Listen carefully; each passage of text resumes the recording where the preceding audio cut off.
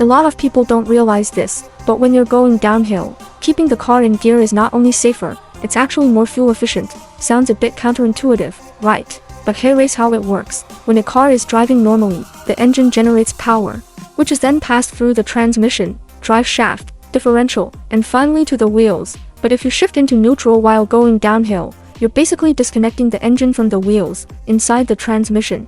There's a set of gears that allow the engine to spin freely without powering the wheels. That's what neutral does. So now the engine is just idling, spinning on its own. Since the engine isn't driving the wheels anymore, its load is very light.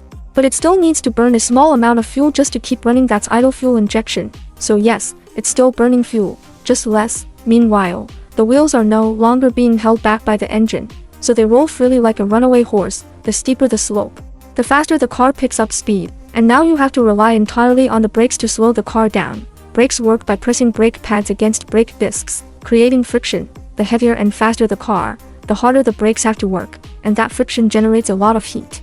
The longer and harder you brake, the hotter the system gets. Eventually, this can lead to brake fade where braking becomes weaker or even fails completely. That's why going downhill in neutral is not recommended. It's dangerous. Now let's talk about going downhill in gear. Keeping the car in gear means the engine and wheels stay connected. As the car rolls downhill from gravity, the wheels start spinning, and because they're still linked to the engine, they actually drive the engine in reverse. The car's ECU recognizes this.